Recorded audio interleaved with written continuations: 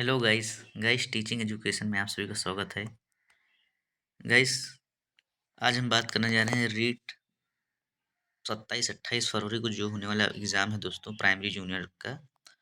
तो दोस्तों ये जूनियर का प्रीवियस ईयर पेपर है हिंदी का दोस्तों, जो 31 नंबर से स्टार्ट है, जिसमें हम 15 क्वेश्चन करने वाले हैं दोस्तों। 15 क्वेश्चन कल क्लास में करेंगे। तो दोस्तों आइए हम सभी अपनी क्लास को स्टार्ट करते हैं। इससे पहले दोस्तों मैंने CDP के जो 2022 का पेपर है दोस्तों, उसको भी मैंने कराया है। अगर आप सभी ने देखा तो देख लीजिए। 30 क्वेश्चन पूरे कराए हैं विद एक्सपीरियंस। दोस्तों 31 नंबर क्वेश्चन है कि रेखांकित अपेक्षा शब्द का अर्थ क्या है। रेखांकित अपेक्षा शब्द का अर्थ क्या है? तो पहला ऑप्शन है भाई अनादर, दूसरा ऑप्शन है आकांक्षा और तीसरा ऑप्शन है अस्वीकृत, चौथा ऑप्शन है अवहेलना। तो दोस्तों अपेक्षा का जो अर्थ हो जाएगा वो हो जाएगा आकांक्षा, और इसका अर्थ क्या होता है भैया? इच्छा होता है। कि अपेक्षा का मतलब जैसे उम्मीद होती है कि हम आपसे ये अपेक्षा कर रहे हैं, मतलब उम्मीद एक आशा दोस्ती हो सकती है। इसका अर्थ होता है कि अपेक्षा, और उपेक्षा का मतलब दोस्तों निंदा करना। ये दोस्तों अपेक्षा का मतलब उम्मीद, आशा। फिर नेक्स्ट स्लाइड चलते हैं दोस्तों, अगला क्वेश्चन देखते हैं 32 नंबर। निम्नलिखित में से भूतकाल का सही उदाहरण है। भूतकाल का दोस्तों, काल 3 प्रकार के होते हैं: वर्तमान, भूत, भविष्य। फिर वर्तमान काल 5 प्रकार के, भूतकाल 6, और फिर भविष्य काल दोस्तों 3 प्रकार के हिंदी में दोस्तों। अब इसमें से बात की जा रही है कि भाई भूतकाल का सही उदाहरण है। तो पहला ऑप्शन दोस्तों, पूरे के पूरे पेज को भेजना आसान हो गया है। पूरे के पूरे पेज को भेजना आसान हो गया है। फिर दूसरा ऑप्शन है अंग्रेजी अखबार तो अब तैयार कहीं और होते हैं। अंग्रेजी अखबार तो अब कहीं और तैयार होते हैं। फिर तीसरा ऑप्शन दोस्तों कि पहले यह सुविधा उपलब्ध नहीं थी। चौथा ऑप्शन है अंग्रेजी अखबार हिंदू द्वारा पहली बार इस तकनीक का इस्तेमाल किया जाएगा। तो ऐसे दोस्तों मोटे तौर पे आप सभी जानते होंगे, जैसे लास्ट में ता आ रहा। जैसे दूसरा ऑप्शन की बात करें दोस्तों, दूसरे अंग्रेजी अखबार तो अब कहीं और तैयार होते हैं, कहीं और होते हैं। तो दोस्तों ये तो वर्तमान काल की बात कर रहा है इसमें, तो दूसरा ऑप्शन नहीं होगा। अब पहला ऑप्शन है पूरे के पूरे पेज को भेजना आसान हो गया है। अब दोस्तों यहाँ पर भूतकाल, भूतकाल का मतलब होता है जो बीत गया है, वर्तमान जो चल रहा है, भविष्य जो आएगा। तो आसान हो गया है, तो मतलब ये भी वर्तमान काल की बात कर रहा है दोस्तों। फिर चौथा ऑप्शन है दोस्तों अंग्रेजी अखबार हिंदू द्वारा पहली बार इस तकनीक का इस्तेमाल किया जाएगा मतलब आगे, तो भविष्य काल हो गया दोस्तों। तो हमारा ऑप्शन कौन सा बचा दोस्तों? तीसरा। कभी कभी दोस्तों ऐसा होता है कोई ऑप्शन ना समझ पाए तो आप जो मतलब ऑप्शन काटना शुरू करिए। जब आप ऑप्शन काटना शुरू करेंगे तो सही वाला मिल जाएगा। तो इसमें दोस्तों कौन सा हो जाएगा? तीसरा। फिर नेक्स्ट स्लाइड चलते हैं दोस्तों। अब यहाँ पर है दोस्तों निम्नलिखित में से स्त्रीलिंग कौन सा शब्द है भाई? पहला ऑप्शन है काफी, दूसरा ऑप्शन है काबिल, तीसरा ऑप्शन है काफूर और चौथा ऑप्शन है कापुरुष। तो ये तो दोस्तों ठीक है, तो पुल्लिंग ही है दोस्तों। अब यहाँ पर दोस्तों स्त्रीलिंग की बात की जा रही है। अब जैसे दोस्तों यहाँ पर है काबिल है, जैसे तो वो कितना काबिल है मतलब जैसे पुल्लिंग की बात होगी दोस्तों। ये जो काबिल शब्द है दोस्तों, ये पुल्लिंग होगा कि वो कितना काबिल है। तो ये हो जाएगा दोस्तों पुल्लिंग हो जाएगा, तो ये भी कट गया। और जो दोस्तों ये काफूर होता है, ये भी दोस्तों पुल्लिंग होता है। यहाँ पर जो स्त्रीलिंग होगा दोस्तों काफ़ी, काफ़ी बहुत अच्छी बनी है दोस्तों, ये हो जाएगा काफ़ी बहुत अच्छी बनी है। तो बड़ी जैसे आ रहा बनी है, ऐसे भी आप प्रयोग करके देख सकते हैं, समझ में आ रहा तो दोस्तों काफ़ी हो जाएगा। फिर है 34 नंबर क्वेश्चन कि इस तकनीक का इस्तेमाल किया किया दोस्तों इस तकनीक का इस्तेमाल किया में रेखांकित शब्द का बहुवचन बदलने का होगा। इस तकनीक का इस्तेमाल किया में रेखांकित का बहुवचन बदलने का होगा। तो मतलब दोस्तों बहुवचन इसमें क्या होगा? और दोस्तों इस तकनीक का, तो दोस्तों पहला ऑप्शन है इन तकनीक, दूसरा ऑप्शन है इस तकनीक, तीसरा ऑप्शन इन तकनीकों और चौथा ऑप्शन है हम तकनीक। तो हम तकनीक का तो कोई मतलब नहीं, तो ये तो कट गया। अब यहाँ पर बहुवचन सीधा दिमाग में रखिए दोस्तों, बहुवचन पूछ रहा है इस तकनीक का। इस तकनीक का बहुवचन क्या होगा? तो इस तकनीक तो सेम है, तो इसका बहुवचन हुआ नहीं। इन तकनीक ये भी कोई मतलब नहीं दोस्तों। इसमें तीसरा ऑप्शन साफ साफ स्पष्ट हो रहा है इन तकनीकों, ये हो जाएगा। 34 में कौन सा हो जाएगा दोस्तों? इन तकनीकों, बहुवचन पूछ रहा है दोस्तों ये। फिर 35 नंबर क्वेश्चन देखते हैं। 35 नंबर क्वेश्चन है, निम्नलिखित में से शब्द का हिंदी मानक रूप है। निम्नलिखित में से ये जो शब्द ऑप्शन दिए गए हैं इसमें हिंदी मानक रूप कौन सा है दोस्तों? पहला है खास, दूसरा है संभव, तीसरा है तैयार और चौथा है पेज। और मानक रूप से तात्पर्य है दोस्तों जैसे खड़ी बोली। कि मानक रूप का मतलब क्या हुआ भाई? कि खड़ी बोली में कौन सा शब्द है इसमें प्रयोग किया जाता है। तो दोस्तों इसमें जैसे पहला ऑप्शन है खास, ये दोस्तों नहीं है, खड़ी बोली का ये नहीं है। तैयार ये भी नहीं दोस्तों, पेज ये भी नहीं। जो दोस्तों संभव है, ये दोस्तों शब्द का हिंदी मानक रूप है संभव। निम्नलिखित में से शब्द का हिंदी मानक रूप, शब्द का दोस्तों, शब्द का हिंदी मानक रूप पूछ रहा है, तो शब्द का हिंदी मानक रूप हो जाएगा संभव। संभव समझ पा रहे होंगे दोस्तों, उम्मीद करता हूँ मैं। शब्द का हिंदी मानक रूप पूछ रहा है दोस्तों, तो संभव हो जाएगा। और मानक रूप क्या है? कि भाई जैसे एक खड़ी बोली से जो विकसित किए जा रहे हैं शब्द, वो है मानक रूप। फिर नेक्स्ट स्लाइड चलते हैं दोस्तों। 36 नंबर क्वेश्चन देखते हैं कि रेखांकित दैनंदिनी शब्द रूप है। रेखांकित दैनंदिनी शब्द रूप है कौन सा है भाई? पहला बता रहा कि अव्यय, दूसरा है सर्वनाम, तीसरा ऑप्शन है पुल्लिंग और चौथा ऑप्शन है विशेषण। तो दोस्तों इसमें दैनंदिनी शब्द जो रूप है दोस्तों अव्यय नहीं है, पुल्लिंग का यहाँ कोई मतलब नहीं भाई, स्त्रीलिंग तो साफ साफ स्पष्ट हो रहा दैनंदिनी। और ये दोस्तों सर्वनाम भी नहीं है, ये विशेषण है दैनंदिनी।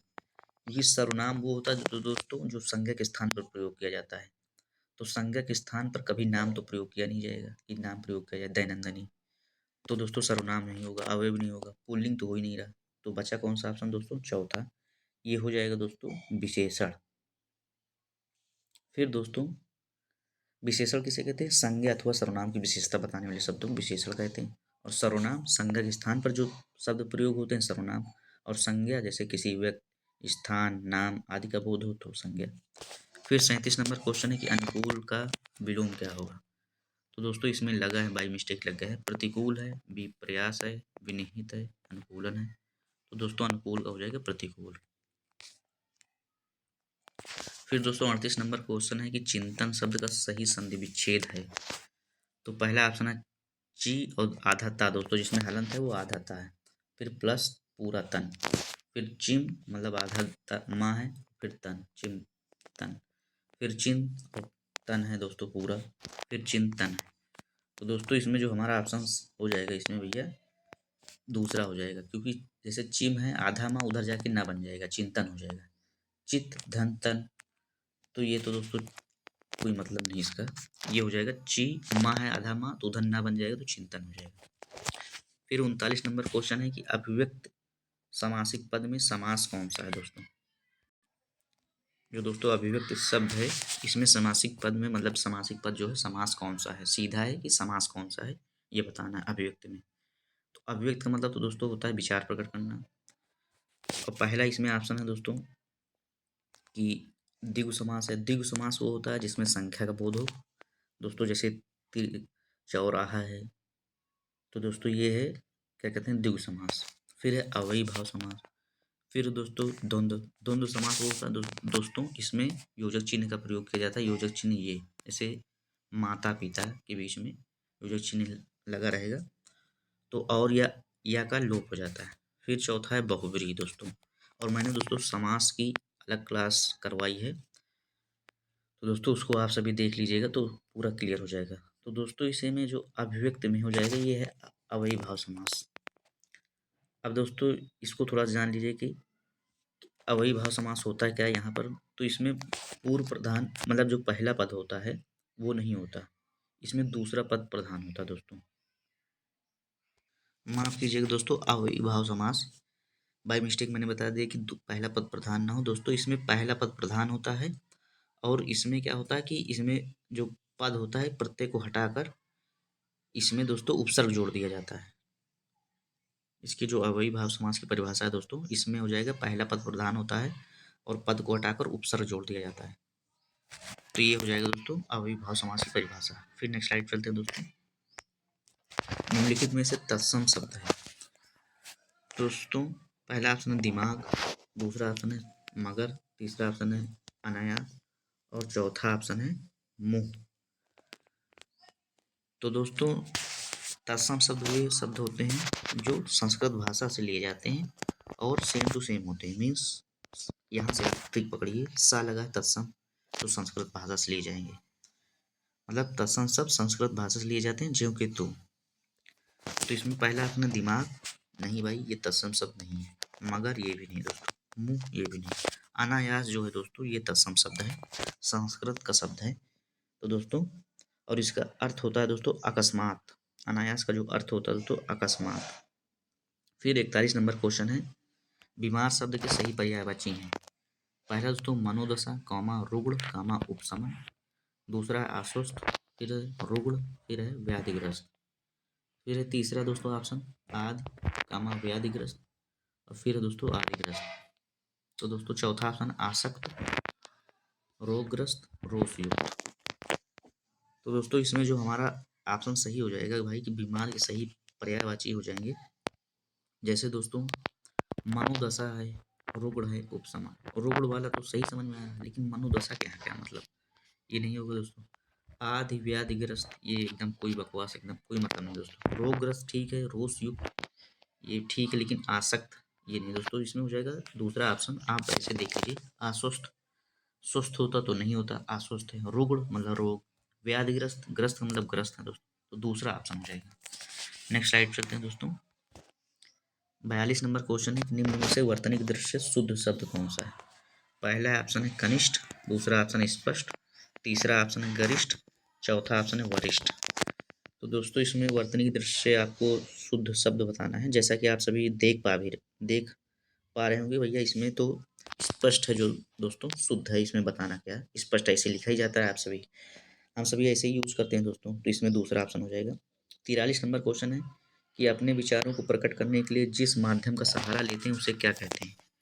विचारों को प्रकट करने के लिए जिस माध्यम का सहारा लेते हैं उसे क्या कहते हैं। तो भैया ये तो भाषा हो जाएगा, इसमें पूरे ऑप्शन पढ़ने की जरूरत नहीं। ध्वनि समय का क्या मतलब, वर्णमाला कोई मतलब नहीं दोस्तों। भावानुकूलित का कोई मतलब नहीं, भाषा का ही प्रयोग करते हैं दोस्तों हम अपने विचारों को प्रकट करने के लिए। फिर नेक्स्ट स्लाइड चलते हैं दोस्तों। 44 नंबर क्वेश्चन है कि निम्नलिखित में से एकार्थी शब्द नहीं है। एकार्थी शब्द नहीं, पहला ऑप्शन है सात, दूसरा ऑप्शन है स्वभाव, तीसरा ऑप्शन है सदा, चौथा ऑप्शन है सामन। तो इसमें पूछा गया कि भाई मतलब एकार्थी शब्द नहीं है, नहीं है दोस्तों।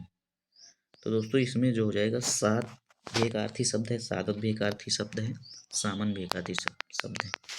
लेकिन दोस्तों यहाँ पर जो स्वभाव है ये है दोस्तों अनेकार्थी शब्द भाई की। मतलब जैसे स्वभाव के कई, मतलब इसकी गणना नहीं की जा सकती स्वभाव की कैसा स्वभाव है, लेकिन सात गिनने में आ जा रहा, तो ये नहीं होगा दोस्तों।